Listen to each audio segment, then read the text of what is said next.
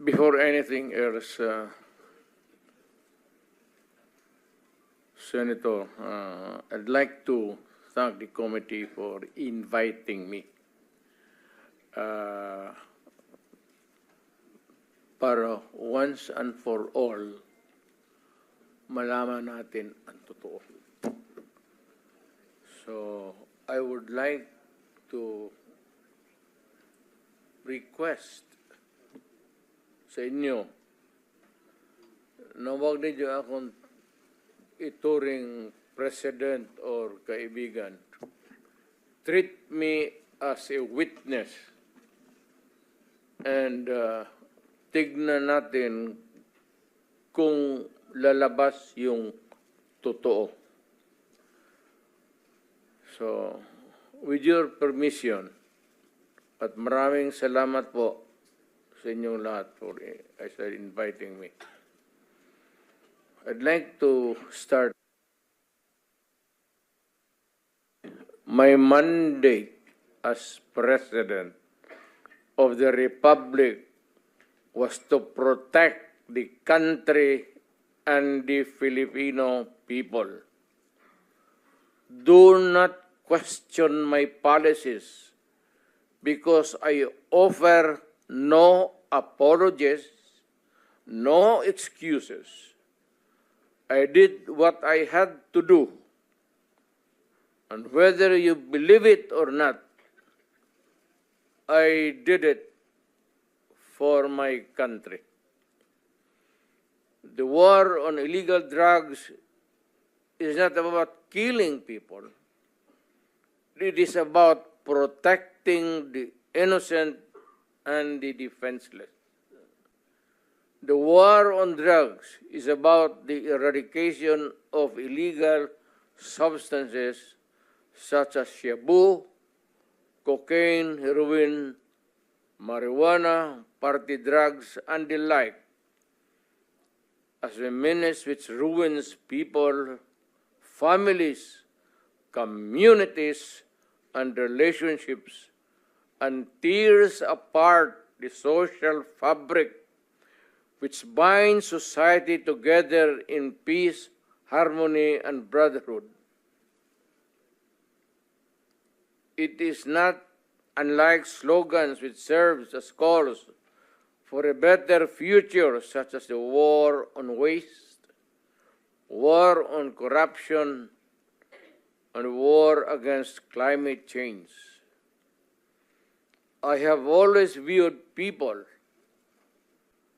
addicted to illegal drugs as victims and patients requiring medical help and not as criminals. That is why when the war on drugs slogan came into being, coined first as a message to the people of Davao City to stay away from illegal drugs, but at the same time, I had a drug rehabilitation facility constructed in Davao City, a city government expense, manned by Davao City government doctors, psychiatrists, nurses, and health workers, among others, to look after the complete rehabilitation of those addicted to illegal drugs. I believe then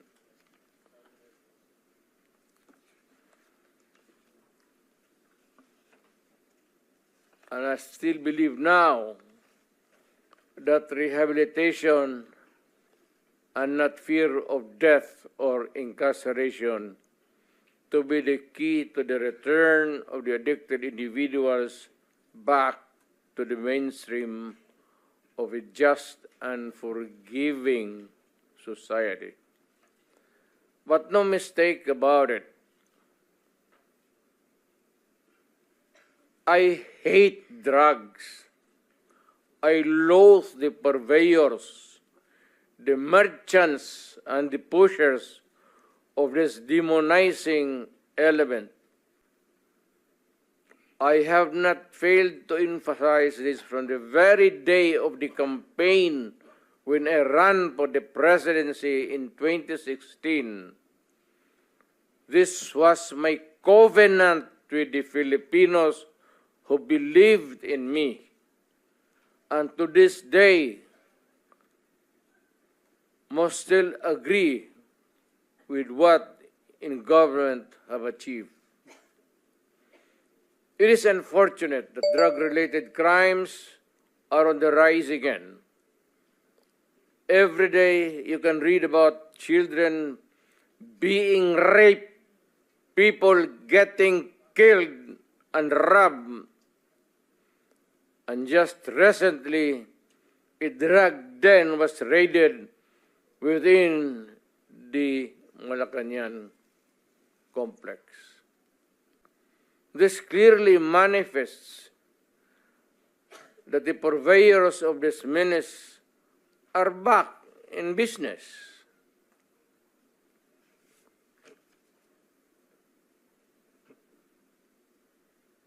Ano? Gawin natin. The Filipinos are anxious and distressed. Self-preservation is still the first law of nature. It is instinct. It is recognized in our laws as self-defense.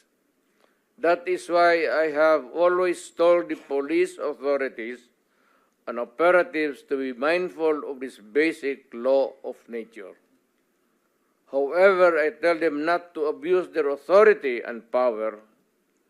And hindi ko talaga pinayagan yung abuso ng pulis o sundalo kailanman sa buong buhay ko.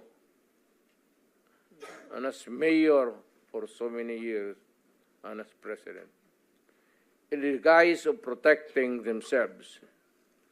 But when your very life is placed at risk and it can be snuffed out in a matter of seconds, then and only then must you act accordingly. Repel the aggression only in self-defense. Alam mo, matagal ako nagturo sa aming bayan sa Police Academy. When I was a prosecutor, to augment my income noon na bago akong kasal, nagturo ako sa pulis. Ang sinabi ko talaga sa kanila, when you are arresting a criminal, you are not supposed to request him to surrender. Rather, you have to overcome the resistance. However, pag ayaw, it's the duty of the police is to overcome the resistance kung ayaw mag-surrender. At kung may baril, at kung tingin mo, sabi ko sa mga pulis doon sa academy, mamamatay ka, barilin mo. Barilin mo sa ulo. Patayin mo at least one less criminal in the community. Yun ang utos ko when I was a fiscal and I was a professor doon sa Police Academy. Yun ang turo ko sa kanila. No quarters given, no quarters asked. Criminal, repel the aggression only in self-defense. Do not make orphans of your children and widows of your wives. I don't want that in my conscience as mayor and president.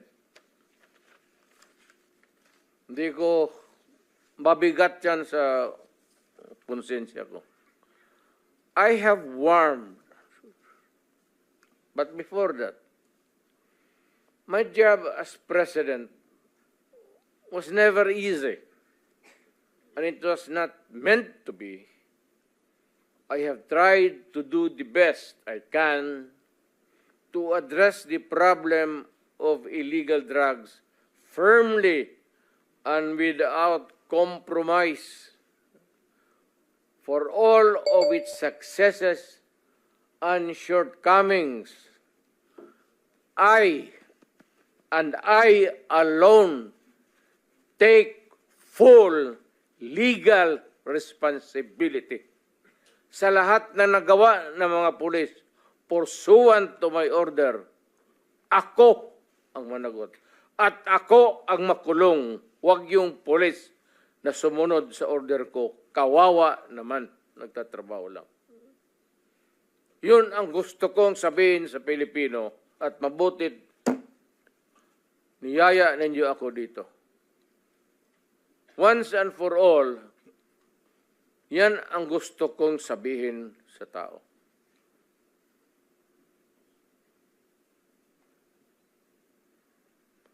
I have warned all of you as your president